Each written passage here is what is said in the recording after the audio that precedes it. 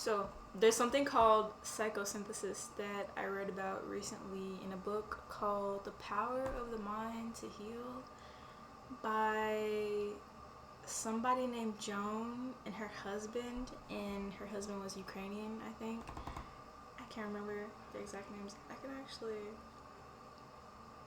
pull it up really quick. Yeah, Joan.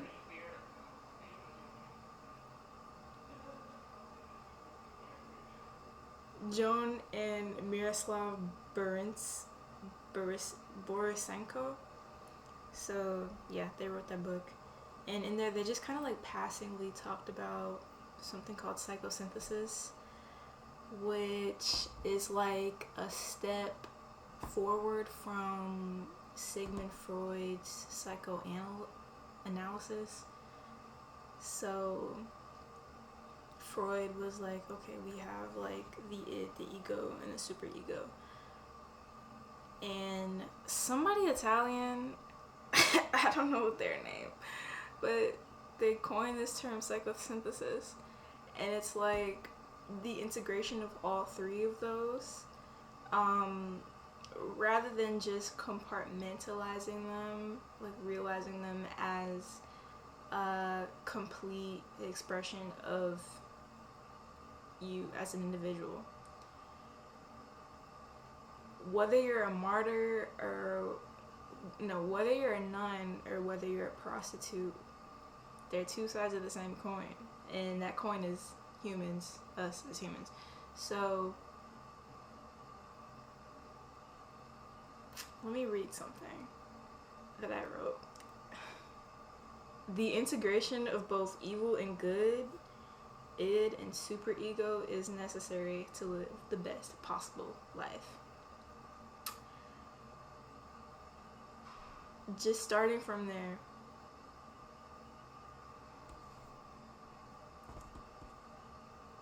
I think it's interesting studying different ways of thinking, different like worldviews,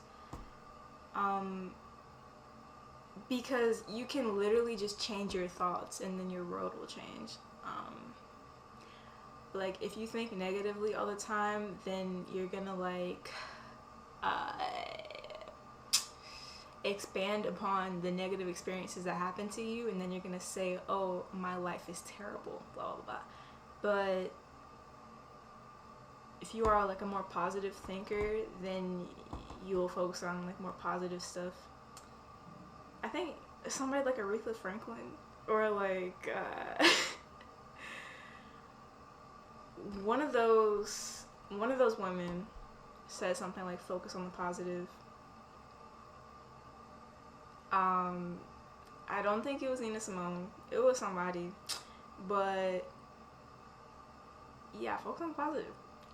Because the more you like put yourself into that state of thinking that everything is a good thing in some way, then more good things are gonna like happen, because your perspective is magnetizing those things to come to you, right? And of course you could say, oh, what if you try to think positive and like somebody close to you dies or something? It's all about perspective. Like thinking that death is a negative thing is pretty much like I'm sure it's just like an American thing to like be sad about it, or like a European thing to be sad and mournful about somebody's death, but in other cultures it's seen as a promotion to something greater than being locked up in something corporeal. Like your spirit isn't like trapped here on earth basically anymore, and it's able to move on to something greater, whatever that something is.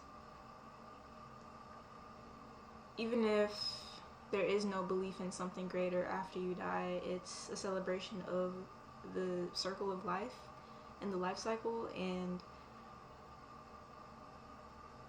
the fact that everything lives and everything dies.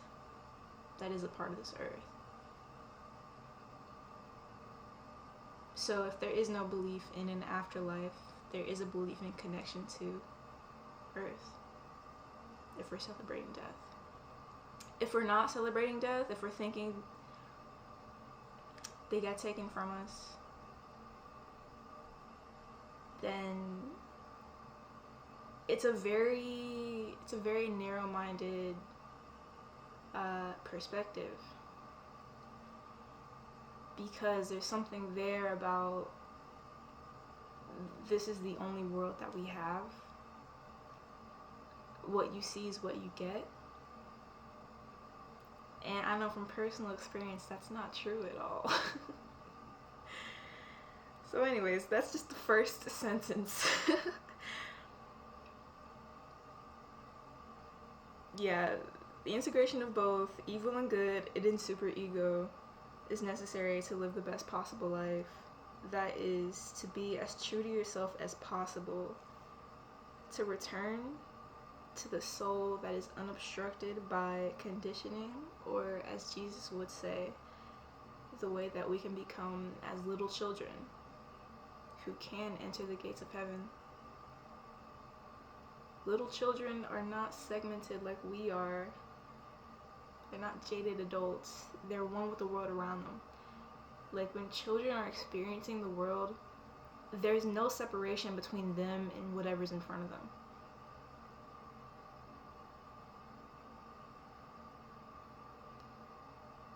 There's no good or bad.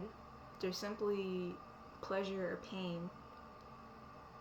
But in a culture that preaches a striving for a life without pain, which is impossible, this leads to over-identification with the most pleasurable situations they come across, which is a defense mechanism.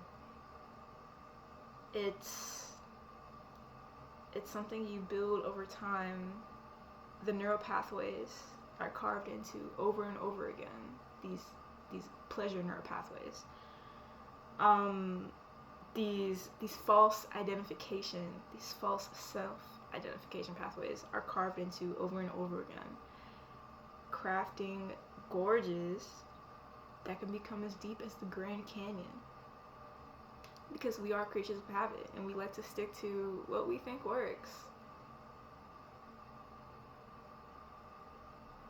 As children, the gorges are formed based off of what causes us to feel the most loved and taken care of. But most defense mechanisms can come to hurt us in the long run, which they usually do. But lucky for us, one day the Grand Canyon will be like a swamp or a prairie or something, just due to like tectonic shifts, climate change, all that. The Grand Canyon it's gonna shift and form, and it'll probably like collapse, most likely, like, and kind of flatten out. Like, it won't be as high anymore, I'm thinking. I don't know, I'm not a geologist, but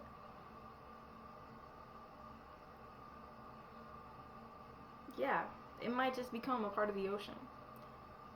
We must remember, yeah, we are creatures of habit, but we're also creatures of evolution.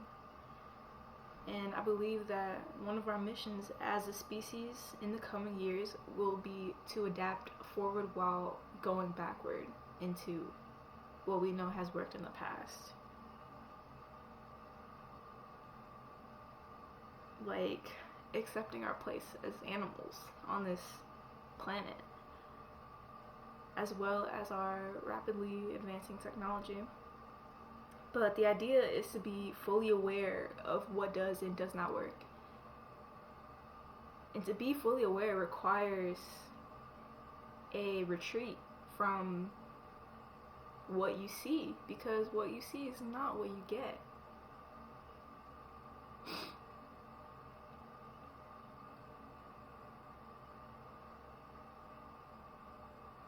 what doesn't make sense, we have to throw it out. We have to burn that shit. Not burn it. Of course, you know, we need to keep a record. We have to keep a written record so that everybody is aware of what doesn't work so we don't do it again. Wouldn't that be nice if we actually followed that?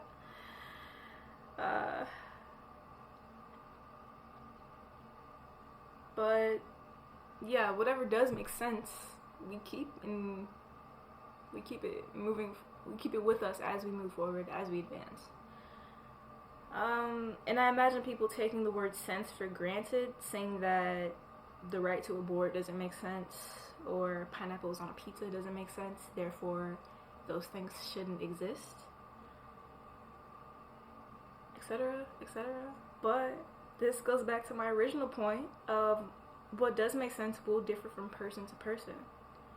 What does make sense will not be written in a book for billions to base their entire lives on. What does make sense is each individual's contribution to the knowing of their own soul. When pride and picked apart or just talked to, simply spoken with, we can get a sense of the parts that make up a person's soul.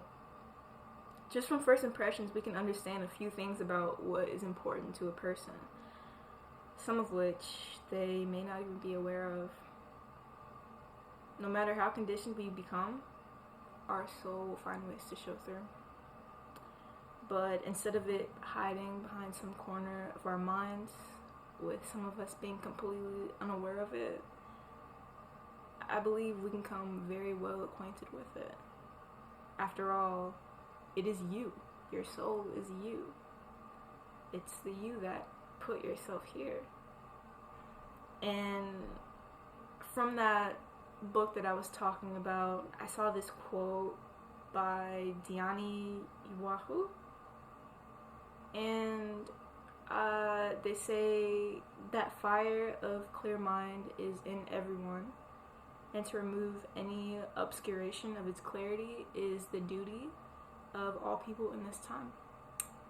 That each one may remember and find again our way to the source of our being.